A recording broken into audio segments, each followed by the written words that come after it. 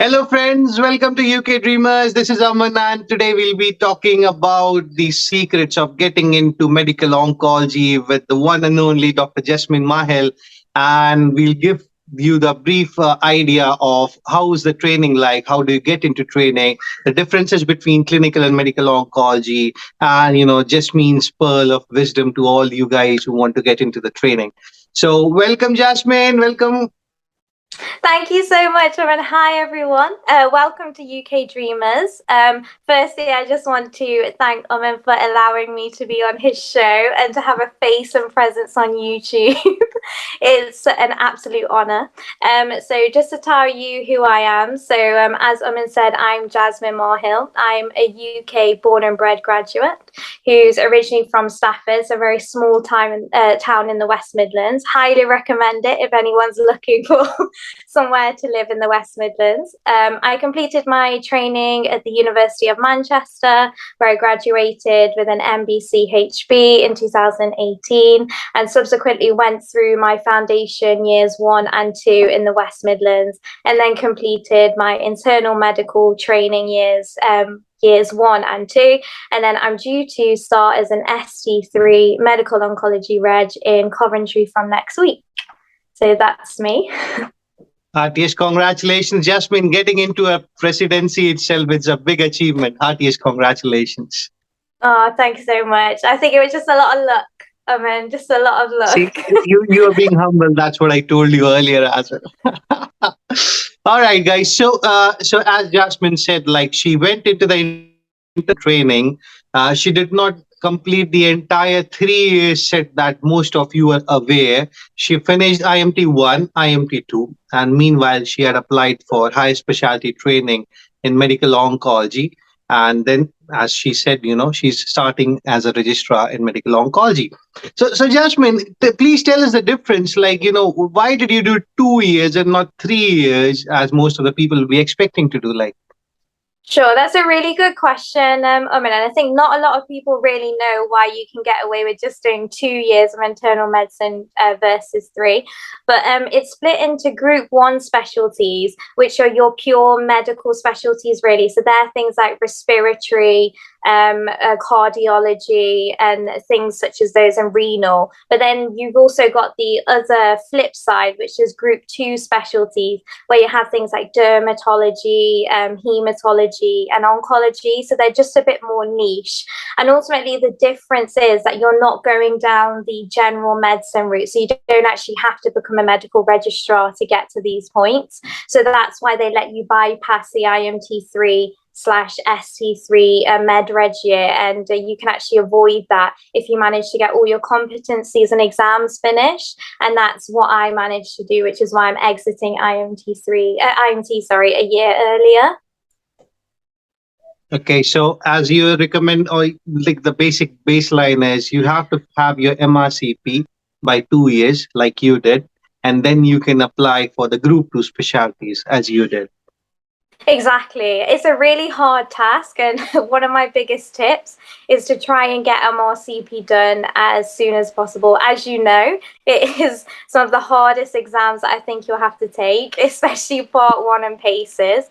And if you need to retake it, which is really normal, so don't despair if you have to do it again. It's not a problem. Most people have had to do components of it again. It's just good to get it done as soon as possible and before you apply, just so they don't revoke your offer of being an ST3, because they can do that if you don't have all of your membership exams done. True, definitely. Because I know a few of my colleagues who have actually gone there, could not clear their paces, and their Yeah, offer got revoked, basically. So yeah, it's utterly frustrating, and of I don't course. think. Yeah, so as Jasmine is suggesting, guys, the best way is get your MRCP as soon as you can. If you want to apply for Group 2 specialties, you should be ready. I think. What do you say, Jasmine? Like, you should be ready by your first year finishing, or like? I think that might be a bit too optimistic, but if you are that smart, then please, then please strive to finish it. But I think ideally you want to be doing paces of your first attempt of paces in the first half of IMT2, because then at least it's giving you another 2 or 3 sittings before you come to ARCP and applying. So I would really recommend trying to get the written exams done in IMT1, which is still very difficult, but it's definitely doable, really. Okay, great. So, tell us a little difference. Like most people, I don't think would be knowing the difference between medical oncology and clinical oncology. How would you highlight that? Yeah, so that's again a very good question. And I think I only really knew the difference when I actually started applying. But medical oncology and clinical oncology overlap a lot. And in your first ST3 year of both of these specialties, you actually do the same ST3 year because they're both very similar. But the key difference really is that clinical oncologists can do radiotherapy. So they can do the planning, the administration, and they can deal with the effects of it. Whereas medical oncologists just deal predominantly with the other systemic anti-cancer therapies such as chemotherapy, immunotherapy, and also they tend to be the ones that go more down the research route and also become like principal investigators in clinical trials. So there's also that. And the key difference as well is that you're actually governed by different governing bodies. So at the moment, the clinical oncologists have to do the radiology exams, and they actually are under the Royal College of Radiologists, whereas the medical oncologists are still governed by the Royal College of Physicians. So that means your exams are slightly different as well. So it's just really whether or not you want to be involved more so in radiotherapy, or you're not that bothered. So then you would go more down the medical oncology route. All right, great. So guys and girls, like radiation oncology in most of the countries would be not called radiation oncology here in the UK, as Jasmine stated. Okay, so Jasmine, why did you choose this specialty? Why did it attract you basically? Yeah, very good question. A very key interview question. So it's very important to have a good answer for this one. And I'd say for me, from a personal standpoint, I think it's an amazing specialty, really, and it suits my skills quite nicely. I like to be quite involved with patient care and being quite involved in patient centered care. And I can't think of anything more rewarding than taking a patient down the hardest journey that they'll ever have to go down in life. I also think, also from a medical perspective, it's very diverse. So the rota that I'll be starting on, no day is the same. So the ST3 registrars, one day they might be in clinic, might be doing basically telling a patient their diagnosis, saying what we're going to do next, how we're going to plan their treatment. Then the next day, you may be seeing the same patients in the chemotherapy unit. So you'll be seeing how they're faring with their treatment. You'll be dealing with if they had any toxicities as a result of this. And then finally, you might actually be dealing with the more acute oncology emergencies and see them on the ward. So I think it's such a breadth that you're going down, and it's every single day is going to be very different. I also think, given the fact that cancer research is the biggest and most expanding research in the UK, it's actually the most well funded, as we've seen. It's going to develop very quickly. As we've seen, there's so many new immunotherapy regimes that are now coming on the market, so much more personalization in terms of what medications we give patients. So it's very exciting from that standpoint. And I think finally, it's really important to see where you see yourself in 5 to 10 years and who you want to be and your work life balance. I think for me, I didn't think I was smart enough to go down the radiology exams. I thought just one multiple choice exam in the penultimate year is probably what I want to be doing. Whereas those might be more attracted to having to do more exams, but getting to be able to do radiotherapy. So I think it's just a very personal preference, really, in what you want in your life. True, true. So guys, if you think MRCP is enough for you, I think medical oncology is what you need. Which is Yeah. okay. All right, Jasmine. So let's proceed ahead. Like, what would you suggest, or like how and when are the interviews held for someone to enter into high specialty training in like oncology? Sure. So the interview, so how I did it was I actually did round two. So the application opened on the Oriel system, which I'm sure we can get you all familiar with if you don't necessarily know what it is. But ultimately, that system allows you to apply to different specialties. And for medical oncology and clinical oncology, it opened in November of that year. And they subsequently had the interviews in January. So you had a few months to prepare, and they told you around December time whether or not you'd actually have an interview, and that's how that actually occurred.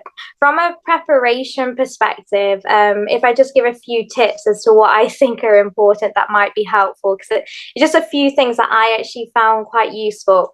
I think one of the biggest things that you need to do initially is just actually make sure that you're eligible to be applying for these higher specialty trainings, and especially for my international colleagues, it is very important. So they have a person specification, which I can actually send the link to on the web page for higher specialty training for medical oncology.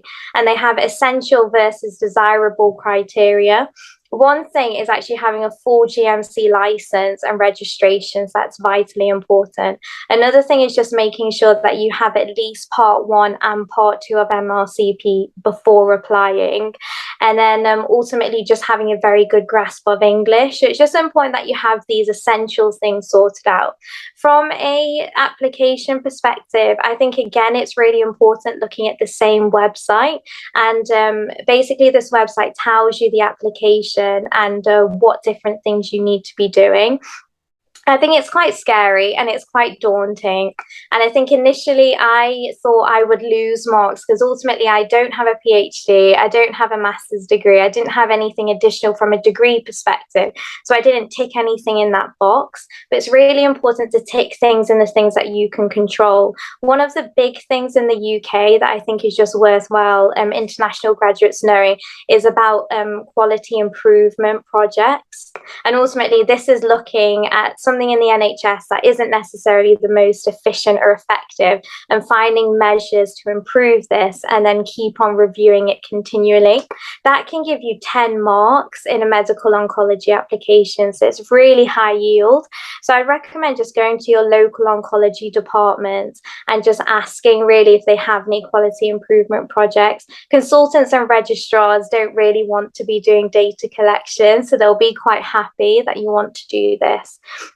Another big thing for the application process is research.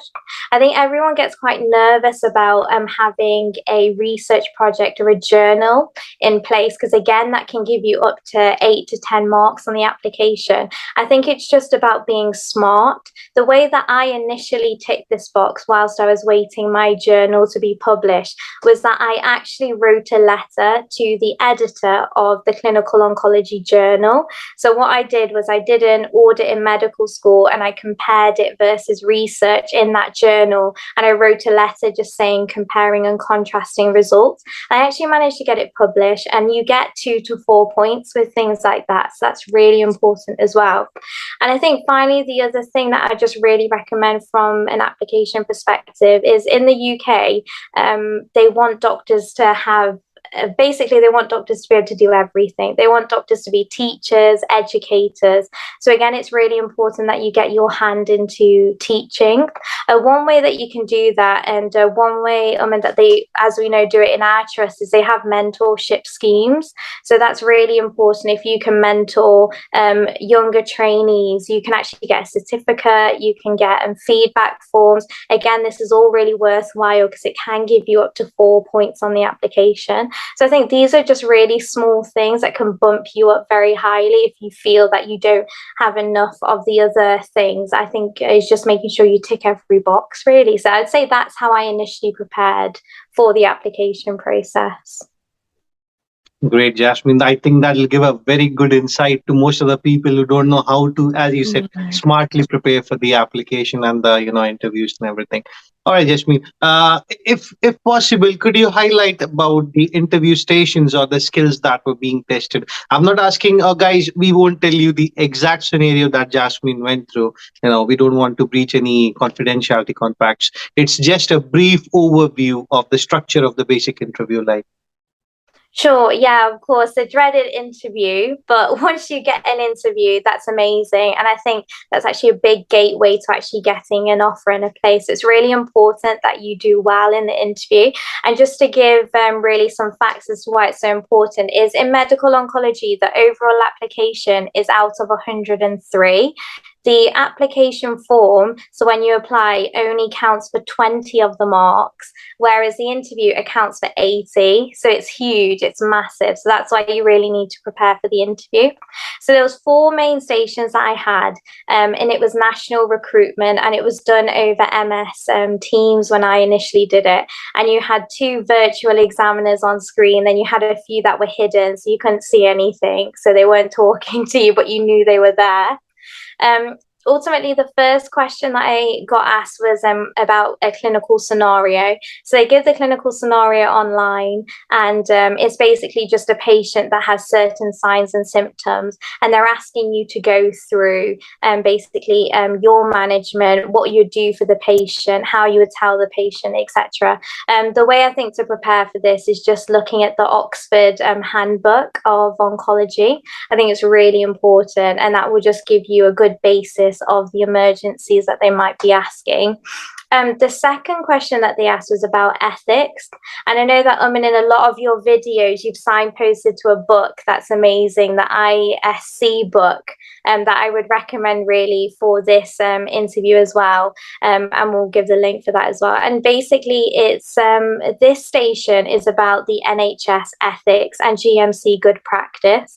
On the GMC website, they have a really good toolkit, and it tells you what to do in certain scenarios. So the common things in the interview that might come across, like if you've made a mistake, confidentiality, things like this. And the third question, and I think the most difficult one, was about research. And here they want to test, have you been involved in research? What journals have you read recently? Do you know about clinical trials? So that one's a little bit more complex, but just having a good grounding of research and oncology will help you. And the final one, and arguably the easiest one, is just going through your application with you. And that's where you need to sell yourself. And that's ultimately them asking you, what experience do you have on oncology? Why do you want to do oncology? So that's just where you can show how committed you are. So if you're an international medical graduate, I know a lot of my esteemed colleagues from different countries used to be registrars and consultants back home. And, you know, to say to them in the interview that you're a reg or consultant back home and you're so committed to this specialty, you're now retraining to do it in England, just shows and you know, amazing bravery and being able to do that again. So it's just basically just signposting what you've done, and basically all the good things that you why you're committed. True. So commitment to specialty is a big thing, guys, in the UK. And the best way to show that is, like even for me, I was in A&E through and through, never being a medic in life. So when they asked me how do you commit to the specialty, I said like I've quitted the world of emergency medicine and I'm working in medicine now. And I think that kicked that part. Okay, he's actually into it. So that's what I think Jasmine is trying to convey to you guys, because you might would have done the core training here in the UK. You might would have not done that, but if you actually want to do oncology, you should have oncology somewhere in your career path. That is definitely going to help you. All right, Jasmine. So Jasmine has enlightened us about the specialty, how to get into it, what was the interview structure and everything like. So Jasmine, what's your take home pearl, basically take home, points for the guys and girls who are planning to apply for specialty training in medical oncology? Sure. So my take-home messages would firstly be to prepare your application early. I think just looking at the application form online and knowing basically where you can get points. I think also if you're international, I've seen a lot of my colleagues have done a lot of these things already back home. They just don't have the evidence for it. So I think if you know that you've done audits or publications back home, just make sure you get evidence, and it actually potentially will be okay and valid for this application. So that's a big thing, just so you don't have to do things again. I think also the important thing is getting your exams done early. And for medical oncology, MRCP is the thing that they want you to have already done, because basically they want to know that you're committed to medicine and now you're ready to start oncology. So that's really vital. And I think the other third thing is just like you've said already, is just knowing that you've had some oncology experience. So do taster weeks, like said, if you're retraining, do quality improvement projects, basically, buddy up with a registrar who's doing oncology and just see what they would advise. There's always projects and research projects happening in oncology. So that's the way that you stand out, is by actually having oncology experience. All right, Jasmine, thank you so much for your No valuable problem. insight into it. So, guys and girls, if you're planning to go for oncology, start preparing now. As Jasmine has said, please, go through the pearls of wisdom that Jasmine has shared with us. And if you've got any further queries, leave them in the comment below. You can email us in the given email ID or leave us a comment. If there's a complicated question, I'll get back to Jasmine and get back to you guys. Until then, keep watching, keep sharing, keep subscribing. Thank you so much, Jasmine, and we'll see you soon. Thank you so much. Thanks so Bye bye. much. It's been a pleasure. Bye.